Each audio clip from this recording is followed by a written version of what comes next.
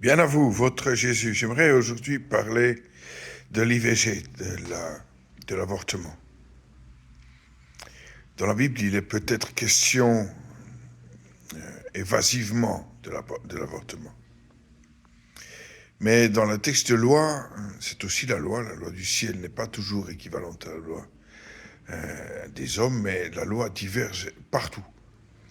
La loi ne sait pas comment statuer sur ce sort.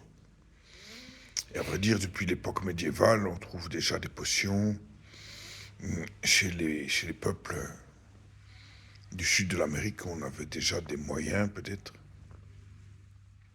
Dans tous les cas, c'est la vie d'une personne ressuscitée, d'une personne qui vient à vivre à travers des parents, à nouveau, qui a choisi ses parents, qui vient à être tuée. Alors bien sûr, il ne faut pas enfermer une femme en prison pour avoir demandé l'avortement. Bien sûr, une femme violée a le droit d'avorter, bien qu'une enfance difficile peut aussi découler sur une magnifique réussite. Cependant, l'avortement fait beaucoup jaser.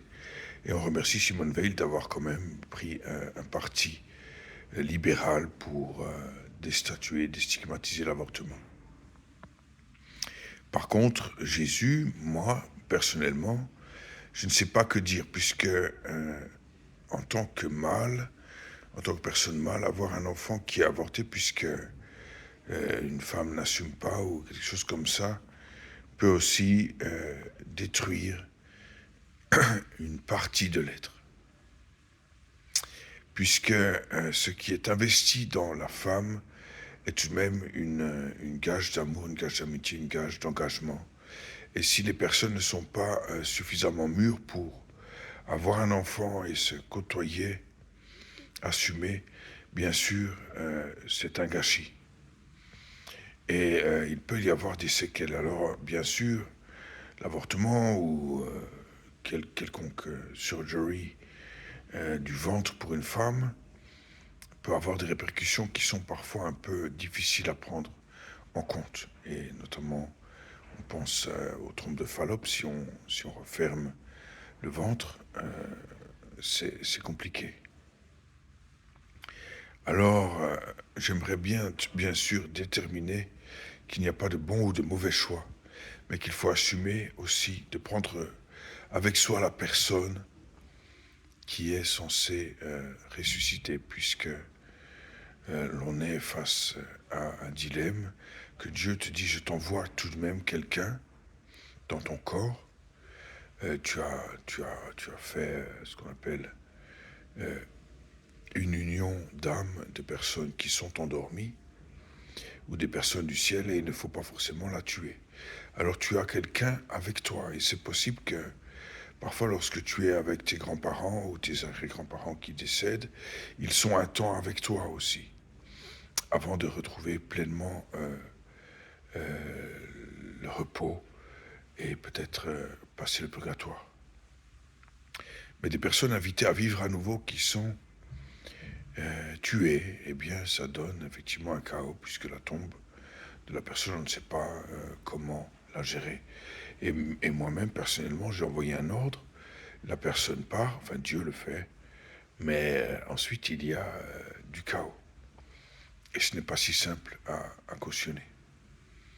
Par contre, comme je dis, tout abus est puni par la loi ou ne devrait plus l'être. Tout ça, c'est une question de rhétorique et de législation. Alors je salue quand même le droit des femmes d'avoir, elles, un droit sur leur corps, bien sûr, mais il faudra aller un peu plus loin dans cette théorie et dire qu'il ne faut pas vendre son corps non plus pour argent comptant. Et ça, c'est le plus vieux métier du monde. On en a beaucoup des cas où les gens, finalement, eh bien oui, ils naissent dans des situations un petit peu abracadabrantes.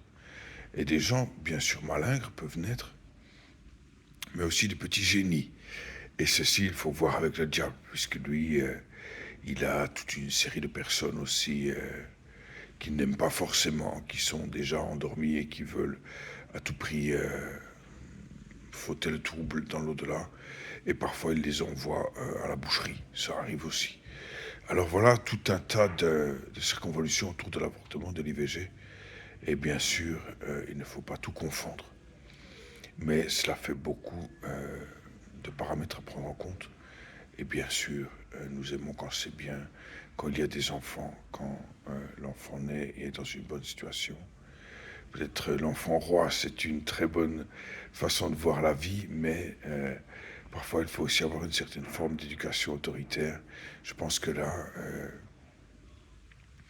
certains abus de la part des parents qui ont cautionné encore et encore la liberté à tout prix, des fois, est un peu allé loin. Mais ça, c'est l'éducation, c'est un autre sujet.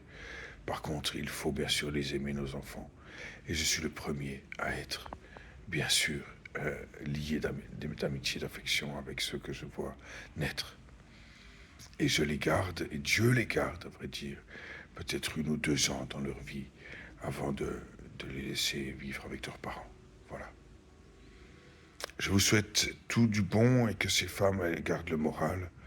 Et bien sûr, en cas d'extrême urgence, vous pouvez toujours compter sur le Christ qui est une épaule, une écoute et un père parfois avec d'autres secrets. Voilà. Je vous laisse. Au revoir.